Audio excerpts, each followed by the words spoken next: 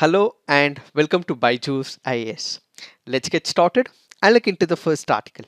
The first article says Yas may become a very severe cyclonic storm, says Indian Meteorological Department. The article here discusses about cyclone Yas. We would be discussing about the disaster management preparedness technique under this particular article. Why?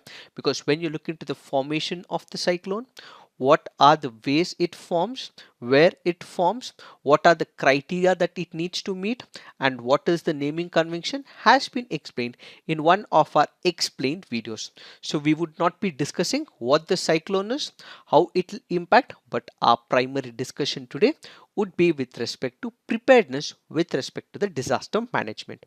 First up, let's have a brief idea about this cyclone. This cyclone will intensify and it will become very severe cyclonic storm, and it will hit the regions of Odisha as well as West Bengal. As of now, a low pressure area is formed in the east central Bay of Bengal and the adjoining North Andaman Sea, and it may cause problems to the state of Odisha and West Bengal. So when a particular cyclone makes a landfall, what are the measures that particular state and the government have to take is what is this article all about. When we speak about disaster management techniques, disaster management action plan, there are three ways of looking at it. What are those? One is what happens before a cyclone happens, what happens when a cyclone happens, what happens after a cyclone happens. So there is a purpose that we have to look at, and that is the design of the disaster management. First, when we look into the objectives of the disaster management action plan, it can be divided into two major objectives. What are the objectives? One is to prevent the loss of life, the other is to prevent the economic losses.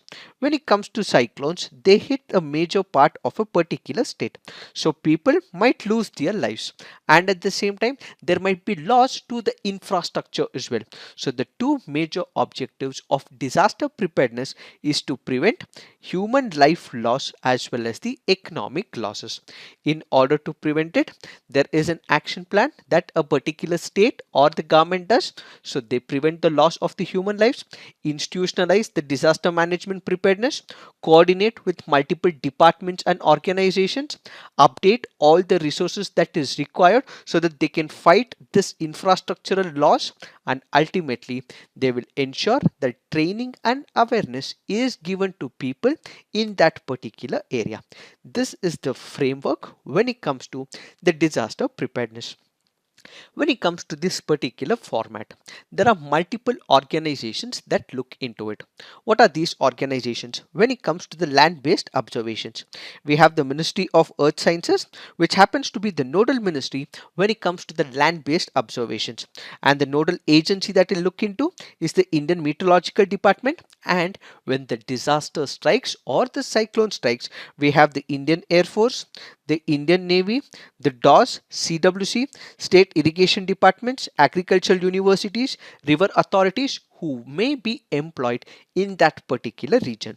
Now, when it comes to the ocean based observations, it is under the Ministry of Earth Sciences. We have the nodal agency, which happens to be INCOIS, and the agencies that would be involved is the National Institute of Ocean Technology, Indian Navy, Coast Guard, Ships of Opportunity, International Floating Platforms. Then we have the space based observations, that where the satellites would be seeing whether there is development of any cyclones in the ocean. So we have the Department of Space, followed by ISRO, which happens to be the nodal agency.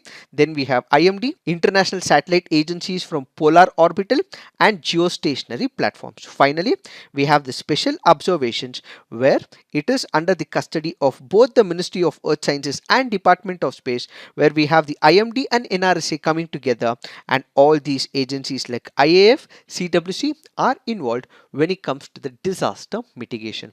Now, what are the disaster mitigation steps that have to be employed when it comes to disaster preparedness?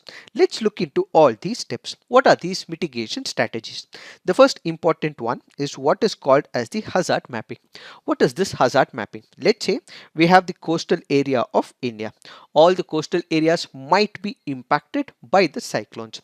Comparatively, when you look at the eastern segments, they'll be hit harder than the western segment.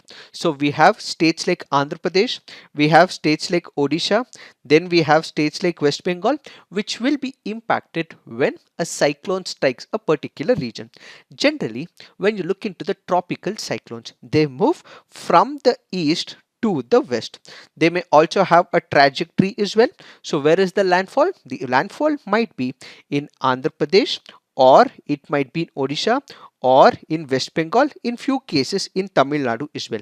And if it takes a much greater trajectory, or if the development is in Arabian Sea, it might hit the western coast as well. When it hits a particular region, because of the historical data, because there have been previous cyclones that have hit a particular region, what a particular country and that state government will do is to develop one of the maps called as the hazard mapping. What is this hazard mapping? What is the impact of a cyclone? What is the wind speed that it is associated with? Up to how many kilometers will it extend?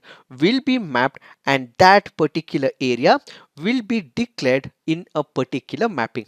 This mapping is called as the hazard atlas. So the government and the respective state governments and the central government will map a particular zone called as hazard zone. Ultimately, they will collect all the data from the past and make this particular analysis. After which, what they will also do, because a particular region is mapped according to the vulnerability analysis, they would also ensure that if a cyclone is being developed in that particular region, they would request the people not to stay in those vulnerable areas. So previously, they would have identified that it is this region which would be impacted by the cyclones. So what would they do? They would ask the people not to stay in such vulnerable areas during the cyclone occurrence.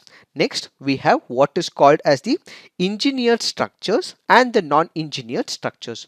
What is this non-engineered and engineered structures? Basically, when you look into the structures, there are three types of structures. One is the non-engineered structures, then we have the semi-engineered structures, and then we have the engineered structures. What are these? These are the modules, these are the structures that are built in that vulnerable area so that it is able to withstand the cyclones and the wind speed. First, let us look into what is this non-engineered structures. When you look into the non-engineered structures, there are buildings that are constructed with the use of non-standard materials. What are these non-standard materials? When a building is constructed, let's say by using the agricultural waste, or let's say it is constructed using local construction materials, that is what is called as the non-engineered structures. So these structures are built by employing the local techniques. They do not have any scientific rationale because they are constructed in such a way. It is called as non-engineered structures. If there are these non-engineered structures, buildings, architectures that are present in a cyclone hit region, this will be the worst affected during this particular period. Then we have what is called as the semi-engineered. What is this semi-engineered structure? Let's say, for example, there is a building that is built with burnt bricks or lime mortar or with proper supervision, but this is not actually approved by the government. All the structure is laid, they have used the bricks as well, but they are not following the guidelines as given by the government. In such a case, it is called as the semi-engineered structure. So the advantage is they're making use of the burnt bricks, they're making use of the cement, but the problem is the rules and regulations prescribed by the government may not be followed. So to an extent, the cyclone may hit this particular region, but if too much of wind speed is there, then it might impact this structure as well. Finally, what we have is called as the engineered structures. What are these engineered structures? As we have discussed, when it comes to engineered structures, again, they'll be using burnt bricks. They will make use of cement as well, but there would be a standard prescribed by the government. Such standards will be followed. For example, the National Building Code, there are certain rules and regulations. this is given by the government. So if they are maintaining and sustaining and constructing a structure following the rules as laid by that state, that is what is called as engineered structure. So the engineered structure will follow all rules and regulations and ultimately implement this particular structure. So the mitigation strategy that we have to employ is to make use of engineered structures. And apart from that, let's say there is a non-engineered structure. How do we overcome the problems? This is where the article goes on to suggest some of the measures. What are those measures? Construction of a steep slope roof to avoid the risk of being blown away, anchoring strong posts with solid footings on the ground, plantations of trees at a safe distance from the house. Let's see how this works. When you look into this particular picture, you have these areas which are almost hit by high wind speeds. But if you have a tree in that particular area, the wind speed can be comparatively obstructed. So what is the suggestion? Before the construction, we have to ensure that there are plants or trees in and around the houses so that it can prevent the wind speed. So in the earlier circumstance, this is a non-engineered structure. This can impact the buildings as well, but when there is a tree that is present, it will obstruct the wind speed and ultimately help the non-engineered structure. Followed by this, if there is a particular building, there can be a storm surge where water may enter the house. The water may inundate a particular area. So if the construction is on an uphill, or when there are pillars that are used to construct, this to a limited extent will also reduce the inundation, are some of the non-engineered techniques. Followed by this, the other mitigation strategies would be cyclone sheltering. What is the cyclone sheltering? When a region is impacted by a particular cyclone, there might be people who would be living in the low-lying areas. These people and the vulnerable community will be immediately have to be shifted to a higher area. That is what is called as cyclone sheltering. So they should be provided transportation, communication, and they should be posted in such a place that they are safe during the cyclone. Then what we require is the flood management, which means that the government of India has multiple institutions. The state governments will have multiple institutions. So because of the hazard mapping that they have done, because of the historical statistics and data that they have in their picture, they should ensure that they have a clear drainage system in the place. If there is excessive water that has inundated a particular area, then the drainage system should be able to suck up the extra water and put it out to a relevant place as well. The oceans do not know whether it is the urban areas. The oceans do not know if there are increasing buildings. The oceans do not know if there are people in that area. All it wants is a place so that it can push out its excess water. Where does this excess water go? There has to be a provision for the drainage system when there is planning of a new city is the flood management technique. We have to increase the vegetation cover. We have discussed about it. That is how we also increase the mangrove plantation as well. So growing of planting trees, coastal shelter belt plantations, mangrove shelter belt plantations is the need of the hour to mitigate the impact of cyclones. Then we have to increase the saline embankment, levees around the place, and artificial hills will have to be created. As we have discussed, these are the artificial hills as created. And finally, people should be aware there should be more community participation and mock drills will have to be conducted in such a place. These are some of the mitigation strategies that have to be employed to reduce the impact of a cyclone in a particular place. Added to this, the government has taken up multiple initiatives in order to reduce the cyclone impact. What are these initiatives? We have the National Cyclone Risk Mitigation Project. This is a project to undertake structural and non-structural measures to mitigate the cyclone effects. This is a project to protect the vulnerable local communities, and this is a project which is implemented by National Disaster Management Authority. Then we have the Integrated Coastal Zone Management Project. It aims to bring a comprehensive plan to manage the coastal areas. We have the Coastal Regulation Zones, and the Indian Meteorological Department has also color coded the cyclones. There are four colors: green, yellow, orange and red depending on the vulnerability, gravity and magnitude of this particular incident. Followed by this, in states like West Bengal, in states like Odisha, we also have what is called as the early warning dissemination system. What is this early warning dissemination system?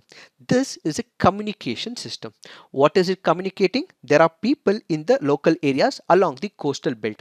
There are fishermen who are present in the local coastal community. So these people in advance will be issued a disaster warning so that they can be ready for it, so that they can go to a higher places, so that they can prevent any types of losses to their lives as well.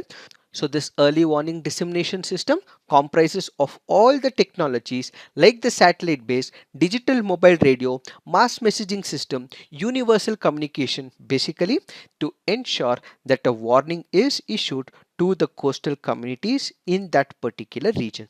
So these are some of the measures that have been taken. These are some of the mitigation strategies that have to be employed when a cyclone hits a particular region. For the ones who have not understood what a tropical cyclone is, what is the naming convention, all that you have to do is to look into our last 1 week CNA where we have an elaborate explanation about the tropical cyclones. Now let's look into the next article. This article says a job crisis in the second wave of COVID-19.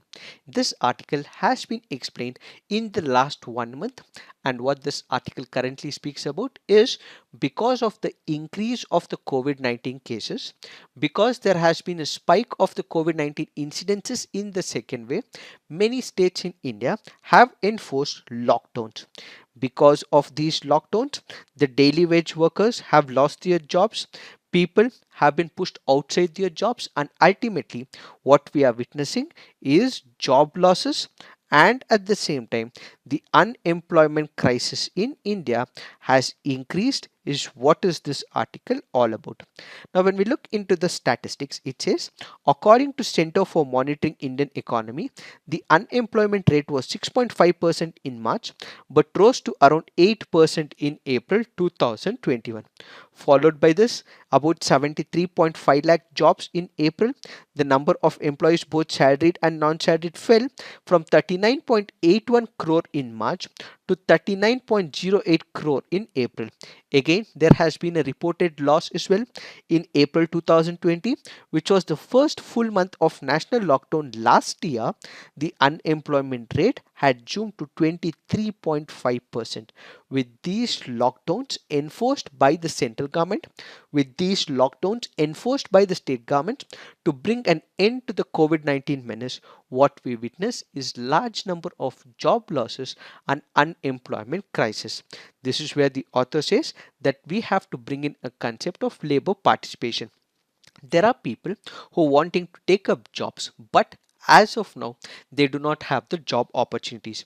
Now when you compare the rural with the urban areas, the unemployment crisis is more in the urban areas compared to the rural areas, and one of the important segments that have been hit the most is also the agriculture sector.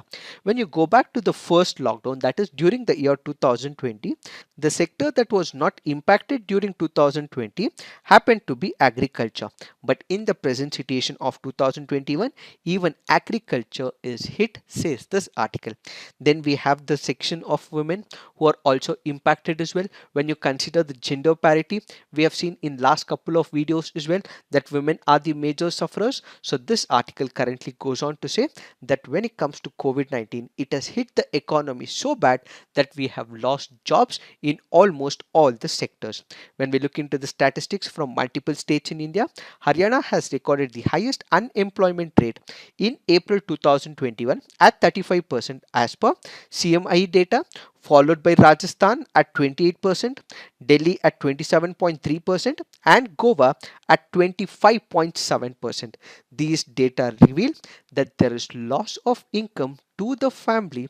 There might be one person who might be the breadwinner, and if this person has lost the job, this can result in those people going hunger, and at the same time it dampens the consumer sentiment, and overall it is the economy which is bound to suffer. So what is happening here? There is job loss, there is unemployment crisis because they do not have enough money, they're not spending. So there might be supply in the market, but there is no demand in the present situation. So ultimately, what it may result is the economy not going good. As a result, in order to give a boost to the economy, in order to support the economic losses, job losses, wage losses, we have the central government and the state governments which have taken some of the initiatives. The central government has announced it will contribute about 5 kg of rice and wheat for free to ration card holders across the country. Bihar has also announced that it would add an equal measure to the center's distribution from the state resources for free distribution via the public distribution system. Then we have the state of Tamil Nadu, which has announced a 4,000 handout per ration card. Then we have Kerala, which has also promised no family would go hungry in the state. Last year, in the month of September, Kerala government announced free food kits for about 88 lakh families for about 4 months. The same will be replicated in 2021, where it has decided to continue with the distribution of food items even in the second wave. Then we have the state of Karnataka, which has also announced a 1,250 crore relief package through which farmers, auto, taxi and maxi cab drivers, construction workers and other informal sector workers will receive varying amounts in the form of one-time dole. So these are some of the measures that have been taken both by the central governments and the state governments. So kindly remember, we have discussed about this issue in the past 1 to 2 months. All that you have to pay heed right now is to the initiatives taken by the central government and respective state governments. Now let's look into the next article. This article says identifying mutants. Viruses are the smallest of the living beings. They keep changing. Why? As much as what we have as survival of the fittest, what the viruses also have is the survival of the fittest. So what do the viruses do? They also change their structure because they have to live as well. This changing of the structure by the viruses is what is called as mutation. So what do the virus do? They change their genetic makeup for the better and more efficient survival, which is to mean the survival of the fittest, and that changing of the structure is what is called as the mutation. To study this mutation, to study the genomic structure, a consortium of about 10 labs across the country, which happens to be built as a forum under the Ministry of Health and Family Welfare by the central government, is what is called as Indian SARS-CoV-2 Genomic Consortium. So kindly remember, this happens to be a forum. What will it do? It will study and monitor the genome sequencing. It will understand the mutations and variations of the virus, and ultimately it is an advisory body to the government of India. So this particular forum or the consortium basically is tasked with checking different combinations of the viruses. When a virus undergoes a variation, a mutation, this will be reported to this organization and a forum. So what this forum will do is to study this new variant and ultimately give recommendation and advisory to the central government so that actions can be initiated by the central government. So this particular consortium has multiple experts. It has multiple laboratories under it. Which are those? It includes laboratories of the Department of Biotechnology, the Council of Scientific and Industrial Research, the Indian Council of Medical Research, the Ministry of Health and Family Welfare, and we also have the National Center for Disease Control under the Ministry of Health and Family Welfare, which helps in coordinating, collecting the information and giving it to this particular forum. What were the findings of this particular consortium or a forum of about 10 laboratories? What did they decide? They came up and tested about 20,000 samples. They sequenced and ultimately found out that there are about 3,900 variants of the virus. What are these different types of variants that we currently have when it comes to this COVID-19 variants? One, what we have is B1.1.7, which was first identified in United Kingdom. Then what we have is B1.351, which was found in South Africa. Then we have small number of P2 variants from Brazil as well. Added to these variants which came from a different country, we also have a double mutant in India, and that happens to be B1.617. This happens to be a double mutant variant. Now the question is, what is this double mutant variant? When you look into the double mutant, basically they are nothing but two strains of the virus which get together to give a new genetic makeup to that particular structure. Usually it is one type of variation, so there is change of one genetic makeup. But when you say a double variant, what you actually see is that the two strains of the virus have come together to create one genetic structure.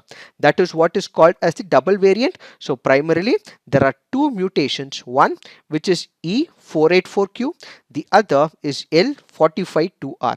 This happens to be on the spike protein, and as a result there are these number of variants that we currently have in India. Beyond identifying these patterns, what else this particular organization or the body does? Basically, they will understand how much of this particular variant can cause infection to number of people. By default, COVID-19 is becoming a havoc. It is causing a lot of distress and it is killing number of people. So what will this organization do? They will study the variants.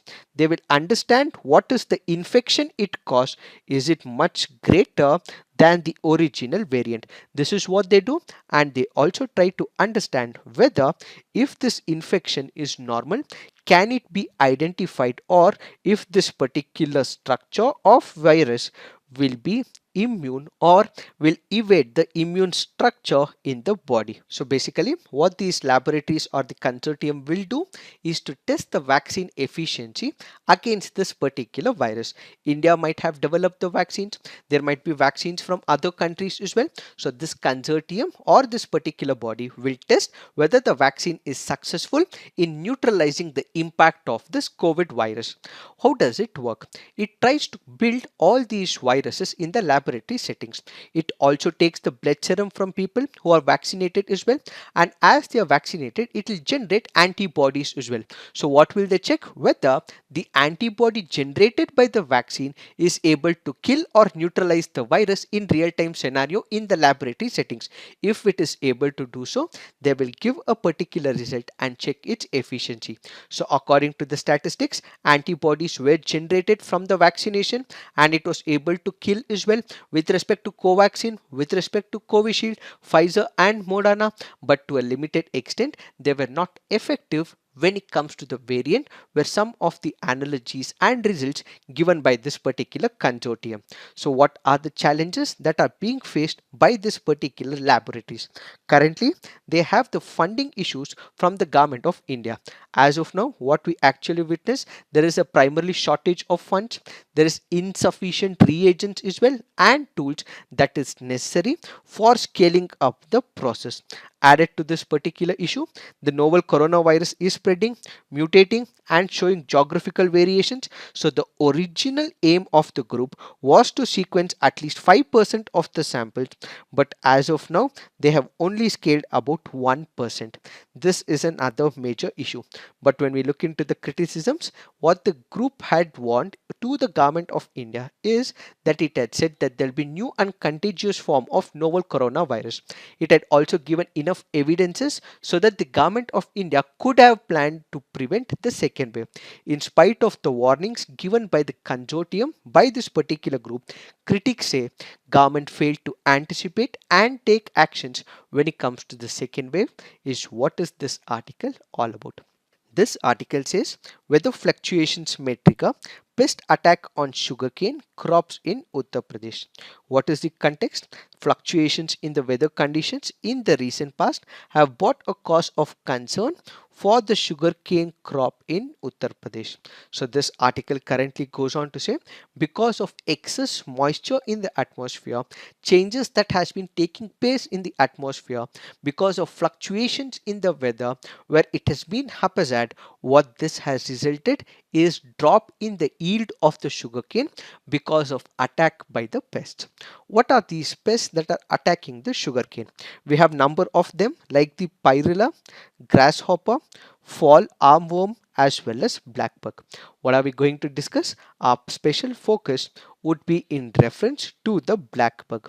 As the very name denotes, this is a black bug, that is a black in color, which happens to be a pest. Pest is active throughout the year and it is more active when there is dry or humid conditions and when there is no rain in that particular region. Usually it is active throughout the year, but it is more during dry and hot season where there is no rain in that particular region.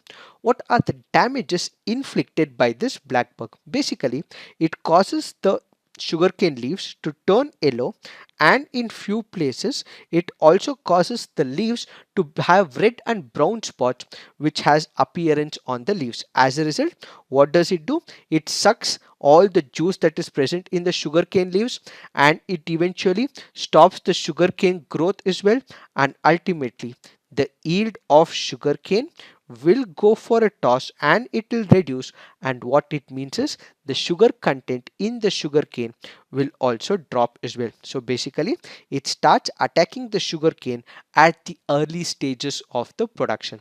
What is the control mechanism? How can we reduce the impact of this black bug? Basically, we have to increase the irrigation in that particular area. There has to be a constant irrigation in the region which has been inflicted by the black bug, and at the same time we have to avoid excessive use of the nitrogenous fertilizers.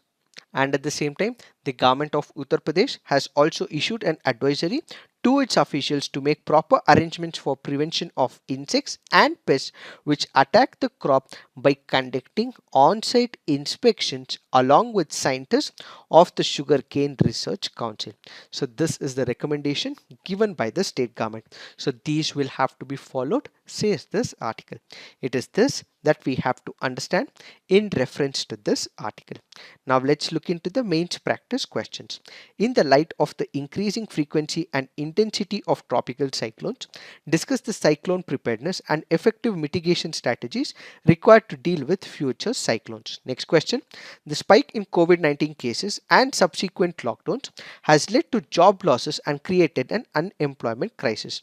Illustrate with examples the initiatives taken by the government to compensate wage losses and also support livelihood.